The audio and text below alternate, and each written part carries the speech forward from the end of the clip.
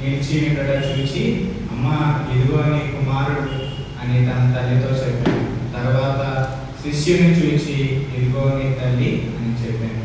ఆ గడియ నుండి ఆ శిష్యుడు ఆమెను తన ఇంటికి చేర్చుకున్నాడు.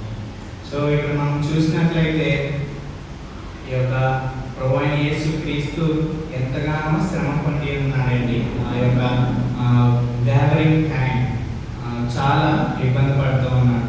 మనం చూడవచ్చు ఈ యొక్క స్లైడ్లో. మరి ఆయన ఎంతగానో ఇబ్బంది పడుతున్నాడు. ఆయన దెబ్బలు తిని ఉన్నాడు, రక్తము కాల్చి ఉన్నాడు. తాను ఎంతగానో 104 degrees జ్వరంతో, మనకే 100 or 101 వస్తే కదలలేదు. కానీ ప్రభువైన యేసుక్రీస్తు ఆయన ఎంతగానో ఇబ్బంది పడుతున్నాడు అన్నమాట. సో కొరడా దెబ్బలు తిని ఉన్నాడు, రక్తంతో ఆయన బాధపడుతున్నాడు. అయినా కూడా మన కొరకు ఆయన ఆ రక్తాన్ని చిందించున్నాడు. సో ఈ యొక్క దారుణమైన నొప్పి నుండి కూడా మనం చూడొచ్చండి, ఎవరు గమనించవచ్చు. అదేమిటంటే ప్రేమ. మరి ఆ యొక్క తల్లిని ఎంతగానో దేవుడు ప్రేమించున్నాడు. చూడండి, మన యొక్క బంధువులకి లేకపోతే మన సహోదరుల్ని ప్రేమించమని దేవుడు చెప్తున్నాడు. ప్రత్యేకంగా ఎంత ఇబ్బంది ఉన్నా, ఎంత కష్టం ఉన్నా మన తల్లిదండ్రులను మనం ప్రేమించాలి. అదేవిధంగా మానవుడైన ప్రభువైన యేసుక్రీస్తు ఎంత ఇబ్బంది ఉన్నా కూడా అప్పుడు ఆయన తన తల్లి గురించి అనేది ఆలోచించారు. మనం కూడా మన జీవితంలో మన తల్లిదండ్రుల పట్ల బాధ్యత కలిగి ఉండాలి.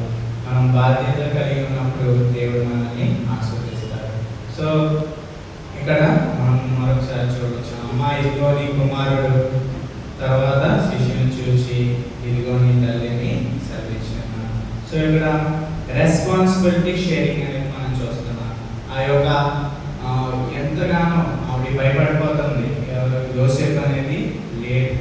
తర్వాత రాబోయే కాలంలో యేసుక్రీస్తు కూడా తన దగ్గర ఉంటాడు.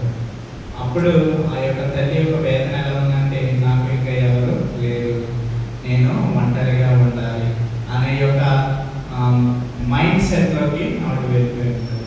అప్పుడు యేసుక్రీస్తు ఇలాగ సెలవిస్తున్నాడు, అమ్మా ఇదిగో నీ కుమారుడని యోహానును చూపించి ఉన్నాడు. సో యోహానే ఎందుకండి, యోహానే ఎందుకనేది మనం త్వరలోనే చూద్దాం. సో అంతకుముందు ఈ యొక్క మొదటి 3 మాటలను మనం చూసినట్లయితే ఇతరుల శ్రేయస్సు కొరకే, అంటే శత్రువుల కొరకు, అలాగే పాపం చేసిన వారి కొరకు, అలాగే తల్లిదండ్రుల కొరకు. సో ఇతరుల శ్రేయస్సు కొరకు క్రైస్తవంలో మనమందరము ఆ యొక్క పాపం చేసిన వాడైనా వాడు వేరే అతను ఏది చేసైనా కూడా క్రీస్తు ప్రేమను మనం చాటాలి. క్రీస్తు ప్రేమ చాటడం అంటే క్షమించడం, రక్షణ మార్గంలోకి తీసుకురావడం. అదేవిధంగా క్రీస్తు